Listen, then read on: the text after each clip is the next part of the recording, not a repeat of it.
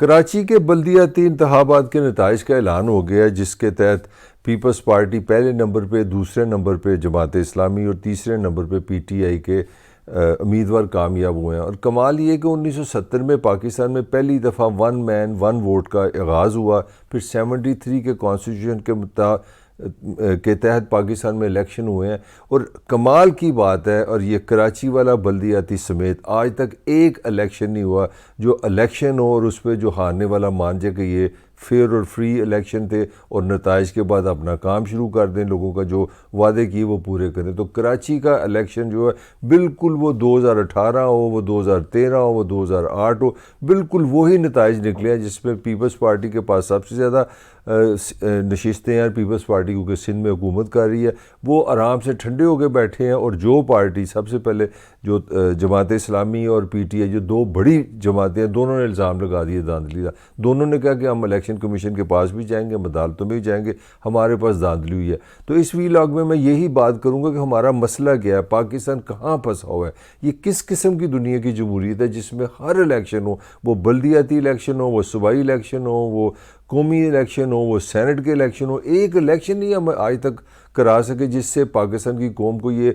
सुकून हासिल हो कि यार ये इलेक्शन हो गया है और इसके बाद एक कामयाब हुआ है, एक नाकाम हुआ है, होना है, एक ने कामयाब होना है, कईयों ने नाकाम होना है। जो कामयाब हुआ है उसने जो वादे किए उसके तहत अपना काम करे और यहाँ ना ख़त्म होने वाली जंग शुरू हो जाती है। अब 235 जो नशिस्तें आई हैं उस पर जनाब जो इलेक्शन कमीशन ने बड़ी मेहरबानी की, पीर की रात। पहले तो एक दिन उनका डिले हुआ, उसकी आज तक समझ नहीं आई वो डिले क्यों हुआ है। छोटा सा एक मतलब पूरे मुल्क के हिसाब से एक शहर का इलेक्शन था, तो उसके बाद जो उन्होंने जो नतीजा अभी तक फाइनल आया उसमें 235 में से 93 उन्होंने कहा जी पीपल्स पार्टी की हैं, 86 जमात इस्लामी की हैं और 40 पीटीआई की हैं।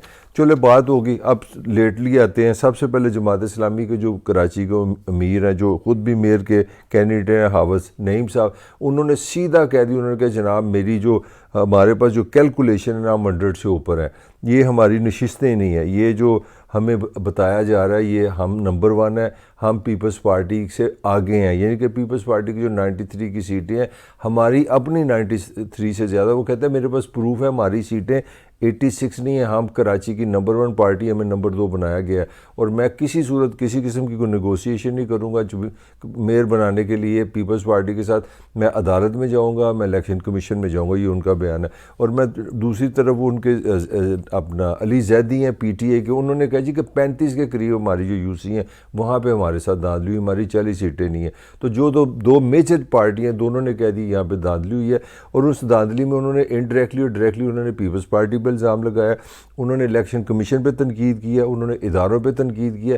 तो यूँ सियासी तौर पे और सरकारी तौर पे मुकम्मल तौर पे कराची का आप कह सकते हैं कि जो इलेक्शन है वो नाकाम है।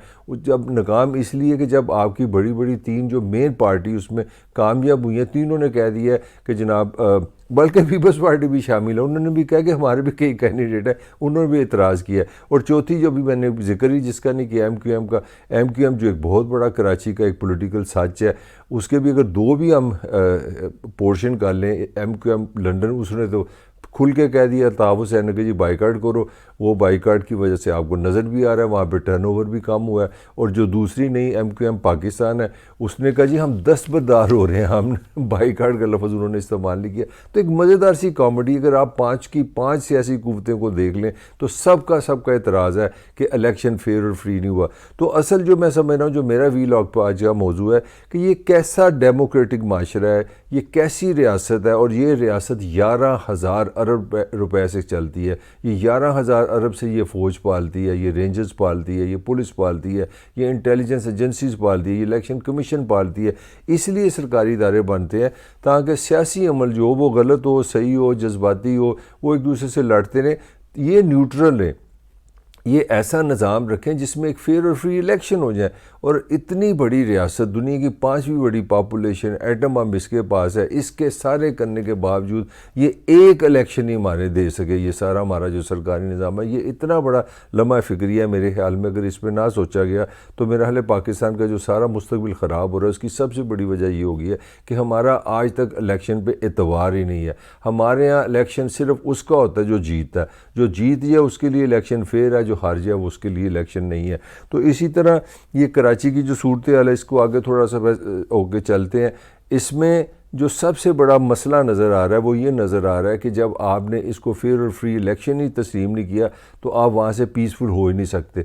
ये तो एक मसला हो गया। दूसरा मसला पीटीए के लिए बड़ा अलार्मिंग ही हुआ है। मुझे लगा है, मैं कह सकता हूँ कि कराची वालों ने, आपको याद होगा जब 2018 में इलेक्शन हुए थे तो 14 के करीब एमएनए जो थे मेजर मैसिव जो उनको वोट मिले थे वो कराची से मिले थे, और 20 से करीब उनके एमपीए भी थे। तो कराची एक नया पीटीआई के लिए एक शहर, एक नई दरियाफ्त हुई थी, और इसी बड़ी तादाद से वो पाकिस्तान में हुकूमत करने की पोजीशन में आए थे। मगर एक चीज़ साबित हो रही है, यहाँ तो 2018 में ये जो अपोजिशन उस ज़माने की कहती थी ये सारी धांधली है, ये किसी का फैज़ है, किसी की प्लानिंग है, किसी ने मनसूबाबंदी करके इनको कामयाब करा है, या वो सच है या फिर अब धांधली हुई है। तो दोनों में से एक चीज़ साबित होगी। तो अगर तब धांधली हुई थी या अब धांधली हुई है तो एक चीज़ साबित होगी कि पाकिस्तान का जो इलेक्शन का निज़ाम है फेयर और फ्री नहीं है। ये सोचने का एक बड़ा लम्हा फिक्री है।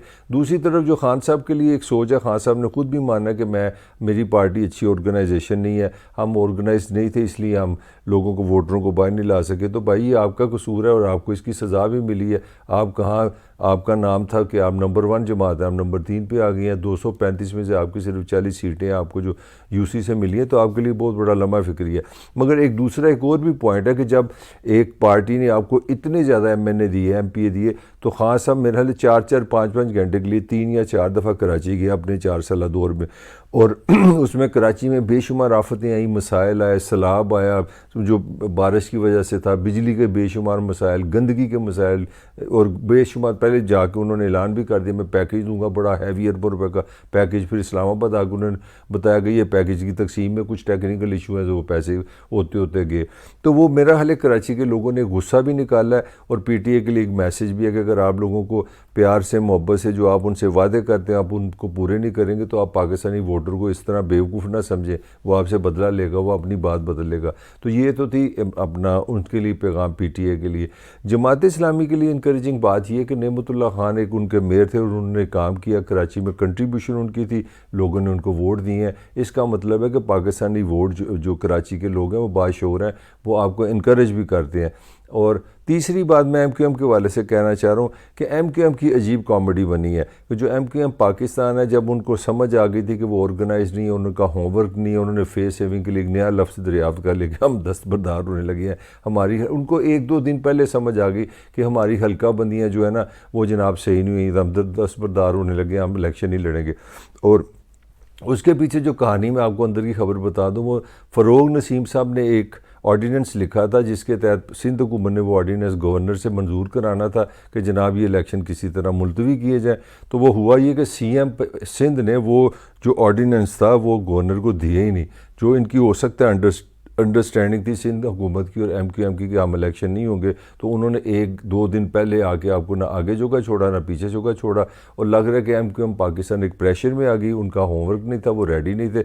उन्होंने कहा फेस सेविंग इसी में है कि हम भी अपना अल्ताफ़ भाई के साथ मिलकर हम नया लफ्ज़ दरियाफ्त कर लेते हैं, हम दस्तबरदार हो रहे हैं। तो अल्ताफ़ हुसैन भी जीत गया इस पूरे इलेक्शन में। मैं समझता हूँ हारा कराची है, जीता अल्ताफ़ हुसैन। अल्ताफ़ हुसैन ने कहा बाइकआउट करो, और कराची और हैदराबाद में तो कई ऐसी जगह जहाँ दोपहर 12 बजे तक 2 या 3 वोट पड़े थे और टर्नओवर बहुत कम रहा है। तो उससे एक चीज़ ये भी साबित होगी कि आप अल्ताफ़ हुसैन को सिंध की सियासत से निकाल नहीं सकते। अभी भी वो जो शहरी सिंधी सियासत है वहाँ एमक्यूएम के नाम जब आता है तो अल्ताफ़ हुसैन का नाम आता है, क्योंकि अल्ताफ़ हुसैन की जो एमक्यूएम लंदन है, गो कि उसका कानूनी तौर पे आप उसको कवरेज नहीं दे सकते, उसका नाम नहीं ले सकते। इसके बावजूद वो एक कामयाब बाइकआउट हुआ है, ये उसके खाते में जाता है।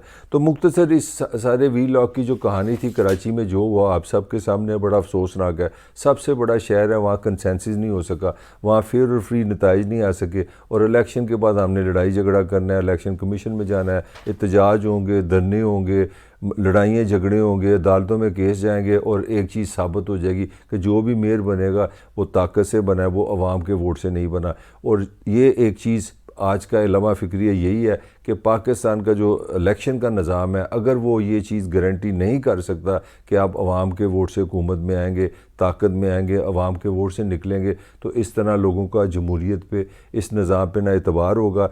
अगर आपने जिसकी लाठी उसकी भैंस से ये मुल्क चलाना है, तो फिर मेरी तो आपसे यही दरख्वास्त होगी कि आप इलेक्शन को छोड़ें, आप सीधी सीधी सिलेक्शन किया करें और लोगों को बता दें कि भाई जिसके हाथ में डंडा है उसी का ये पाकिस्तान है। तो ये मेरा इलेक्शन की हमें कोई ज़रूरत नहीं।